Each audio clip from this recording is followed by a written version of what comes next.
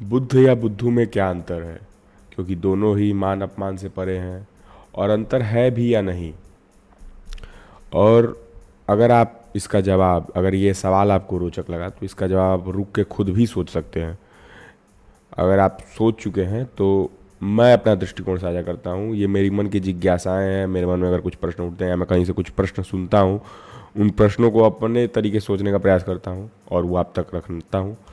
तो ये मेरी मन की जिज्ञासाएं हैं, कोई जीवन मरण या अटल सत्य नहीं है। बुद्ध और बुद्धू, जैसे अगर आप किसी बुद्धू व्यक्ति या भोला व्यक्ति या जिसको हम पागल कह देते हैं अपमानित करते हुए, कि उसको अगर आप गाली दे तो उसका कोई रिस्पांस नहीं होगा, या वो मतलब आपको वो कोई रिस्पांस नहीं देगा, ना वो गुस्सा होगा, ना हंसेगा, ना बोलेगा, चुपचाप से बैठा रहेगा। और आप किसी बुद्ध को, मतलब जो जिसको दुनिया सर्वज्ञानी मानती है या जिसको एकदम कॉन्शियस मानती है, अवेयर मानती है, स्थिर मानती है, स्थिति प्रज्ञ कहती है कि मतलब वो सुख दुख में सामान्य है, बुद्ध है, उसको भी अगर आप गाली देंगे तो वो भी आपको कोई रिस्पांस नहीं देगा। तो फिर इन दोनों में अंतर है भी या नहीं, और अंतर है तो क्या है, इस पे ही मैं आज मूलतः चर्चा करूंगा। ये वीडियो बहुत छोटा सा होगा।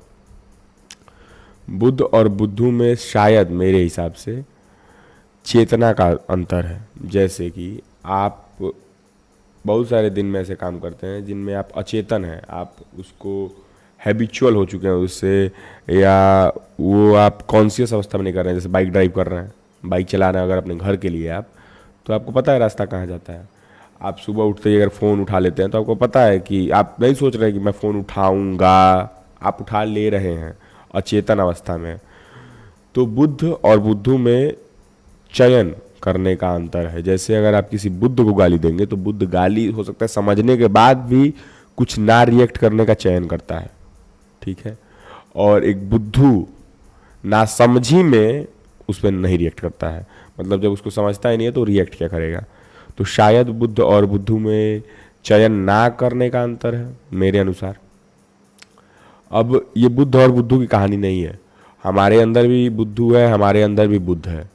तो मैं ये चाहता हूँ कि हम अपने दिनचर्या को एक बार खंगाल के देखें कि हम कितने जगहों पे बुद्धू जैसे कार्य करते हैं। जैसे कि उठ के फ़ोन चला लेना ही, जो बहुत सामान्य सा बात है, या जैसे उठते ही आप घड़ी देखते हो, जो भी आप कि बिना सोचे कर रहे हैं। और कुछ क्रियाएं जिसमें आपको एक्टिवली सोचना पड़ता है, कितने क्रियाओं में आप एक्टिवली इन्वॉल्व हैं, मतलब चेतन अवस्था में, अवेयर अवस्था में।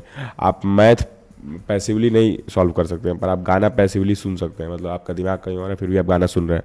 पर मैथ सॉल्व करने में आपको अपने दिमाग के साथ, अपने कलम के साथ, अपने कागज़ के साथ वहाँ पे होना पड़ेगा।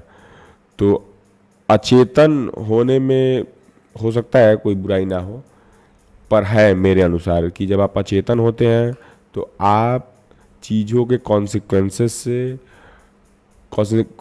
को जान नहीं पाते हैं, और आप माइंडलेसली या जो भेड़ की तरह एक्ट करते हैं।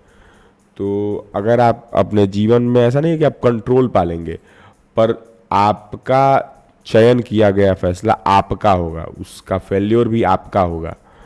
तो एक्टिव अवस्था में आप फेल हो रहे हैं, ना कि बस पैसिवली आप डेली बेसिस पे फेल हो रहे हैं अपने स्वास्थ्य के स्तर पे, मानसिक स्तर पे, किसी भी स्तर पे। तो एटलीस्ट फेल हो तो मानसिक अवस्था में या शारीरिक अवस्था में, किसी अवस्था में अगर फेल हो रहे हैं, कार्य कर रहे हैं, तो आप चेतन अवस्था में फेल हो, ना कि अचेतन अवस्था में आपको पता ही नहीं कि आप फेल भी हो रहे हैं। तो बस रिफ्लेक्ट करने की बात है, थोड़ा सा अपने ऊपर रिफ्लेक्ट करिए कि कहाँ या किस तरीके से आप एक्ट कर रहे हैं, बुद्धू जैसे या बुद्ध जैसे। तो thank you for listening me, signing off from my side.